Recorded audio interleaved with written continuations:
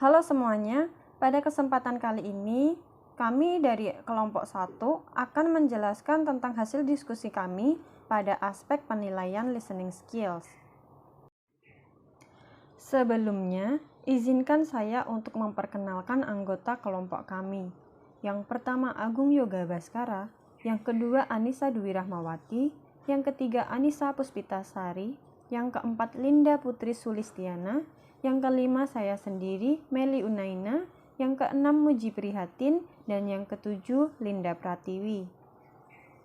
Baik, pada diskusi kali ini saya Linda akan menjelaskan definisi dari listening dan listening skill yang disampaikan oleh beberapa ahli. Pertama, ada Morley 1972 yang menyampaikan bahwa mendengarkan atau listening melibatkan diskriminasi pendengaran, tata bahasa aural, memilih informasi yang diperlukan, mengingatnya, dan menghubungkannya dengan proses antara bunyi dan bentuk makna. Selanjutnya ada pengertian listening yang disampaikan oleh Purdy pada tahun 1997 mendefinisikan mendengar atau listening sebagai proses aktif dan dinamis dari menghadiri, memahami, menafsirkan, mengingat, dan menanggapi yang diungkapkan secara verbal maupun nonverbal, kebutuhan, perhatian, dan informasi yang ditawarkan oleh manusia lain. Selanjutnya, kita beralih ke listening skill. Definisi dari listening skill yang pertama adalah proses aktif di mana pendengar memilih dan menafsirkan informasi yang berasal dari petunjuk pendengaran dan visual.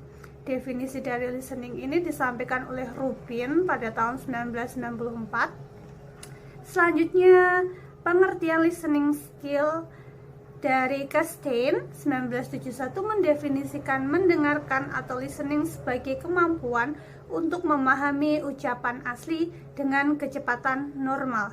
Jadi dapat disimpulkan bahwa listening skill adalah kemampuan untuk menangkap informasi, menyimpulkan makna, dan mampu menyampaikan isi atau makna suatu informasi secara lisan maupun tertulis.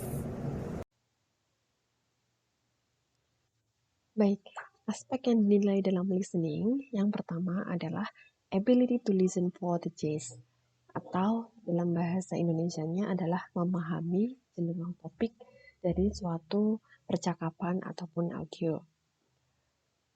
Untuk memahami general topik ini, peserta didik diharapkan untuk mencatat apa-apa yang penting, namun tidak seluruh dari audio yang ada. Jadi, menangkap dan mencatat apa-apa yang penting, kemudian peserta didik menarik benang merah dan menghubungkan ide-ide pokok yang ada di percakapan atau listening tersebut untuk mengetahui general topik yang ada pada percakapan atau audio tersebut. Baik, selanjutnya yaitu ability to listen for main ideas or important information. Atau dalam bahasa Indonesia kita mengenalnya dengan kemampuan untuk mendengarkan gagasan utama atau informasi penting. Dalam listening atau mendengarkan gagasan utama dan memahami informasi penting dari apa yang didengar adalah penting karena itu termasuk dalam tujuan mendengarkan. Nah, bagaimana sih agar peserta didik memiliki kemampuan untuk dapat mendengarkan gagasan utama dan menangkap informasi penting dari kegiatan mendengarkan? Pertama, pendidik dapat mendemonstrasikan kegiatan mendengarkan dan meminta peserta didik untuk fokus mendengarkan. Kemudian, pendidik meminta peserta didik untuk menulis atau membuat catatan mengenai apa yang didengar selama kegiatan berlangsung. Dalam tahap ini, mungkin saja peserta didik secara berlebihan menulis semua hal yang peserta didik dengar, sehingga pada tahap selanjutnya atau setelah kegiatan mendengarkan selesai dan peserta didik telah membuat catatan, pendidik dapat meminta peserta didik untuk meringkas apa yang didengar dalam 3-4 kalimat saja.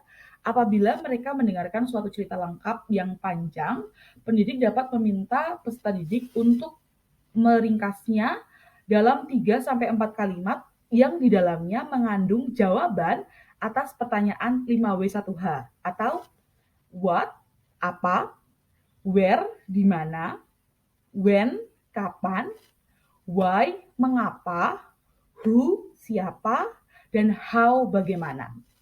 Tahap-tahap ini terdengar sangat sederhana dan mudah diaplikasikan. Namun, tahap ini sesungguhnya sangat efektif diterapkan untuk peserta didik agar mereka dapat dengan mudah memahami gagasan utama dari setiap kegiatan mendengarkan. Begitu. Oke, untuk aspek selanjutnya yaitu ability to distinguish and recall of important and supporting details. Dalam bahasa Indonesia, yaitu kemampuan membedakan dan mengingat kembali detail penting dan mendukung. Jadi pada skill listening, aspek yang harus dikuasai adalah bagaimana seseorang dapat membedakan informasi penting seperti ide pokok atau kalimat pokok dengan informasi yang mendukung atau menjelaskan ide pokok atau kalimat pokok tersebut. Contohnya, saat peserta didik mendengarkan sebuah teks yang dibacakan secara lisan oleh guru maupun secara audio, setelah mereka selesai mendengarkan teks tersebut, peserta didik dapat menangkap atau menemukan kalimat pokok atau ide pokok pada paragraf tertentu, serta dapat membedakan mana kalimat-kalimat yang menjadi pendukung untuk kalimat pokok atau ide pokok tersebut. Aspek selanjutnya yaitu aspek ability to determine a speaker attitude or intention towards a listener or a topic. Jadi maksud dari aspek ini adalah peserta didik harus bisa menentukan maksud dan tujuan dari sebuah topik yang didengar. Berarti dalam hal ini peserta didik juga harus dapat menangkap maksud dan tujuan dari topik yang sedang dibicarakan. Menangkap maksud atau tujuan dari topik ini bisa dilakukan dengan cara memperhatikan aksen, penekanan kata, ekspresi, intonasi, ataupun gestur dari si pembicara. Baik, berikutnya adalah ability to make inference or deduction. Dalam hal ini dapat diartikan adalah kemampuan untuk menarik kesimpulan berdasarkan makna tersirat. Untuk lebih jelasnya, kita mulai dari inferensi dulu. Apa sih inferensi? Jadi, inferensi dapat dianggap sebagai langkah apapun dalam logika yang memungkinkan seseorang mencapai kesimpulan berdasarkan bukti atau penalaran. Dalam situasi apapun, di mana ada sesuatu yang tidak pasti dan ada sedikit bukti atau petunjuk, kita cenderung membuat kesimpulan. Misalnya, saat kita membuat kesimpulan saat membaca, kita menggunakan bukti yang diberikan oleh penulis untuk menarik kesimpulan logis untuk kita sendiri. Inferensi membantu kita menguraikan dan mencapai kesimpulan untuk menemukan makna berdasarkan apa yang dikatakan atau ditulis oleh seseorang. Tanpa inferensi, kita akan memperlakukan apa yang kita dengar atau yang kita baca dalam artian sangat literal. Menyimpulkan adalah membaca yang tersirat dan membuat asumsi berdasarkan detail yang lebih kecil. Menarik kesimpulan juga penting untuk memahami dunia sekitar kita. Tanpa mereka, kita tidak akan bisa mengerti banyak hal sama sekali. Bahkan dengan bukti dan pembuktian akan sesuatu, kita tetap harus bisa membuat kesimpulan dari bukti tersebut untuk memahami maknanya.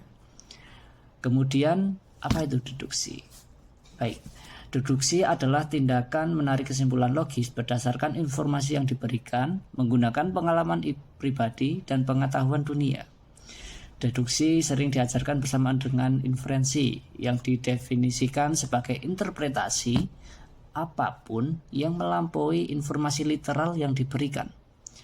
Meskipun ada banyak tumpang tindih antara kedua istilah tersebut, deduksi dan inferensi, deduksi dapat dianggap sebagai variasi inferensi yang lebih konkret atau faktual, karena kesimpulan yang ditarik menggunakan deduksi harus berdasarkan informasi yang diberikan. sementara inferensi menyisakan lebih banyak ruang untuk menebak. Baik, cukup untuk penjelasan dari inferensi dan deduksi atau kemampuan untuk menarik kesimpulan berdasarkan makna tersirat. Terima kasih.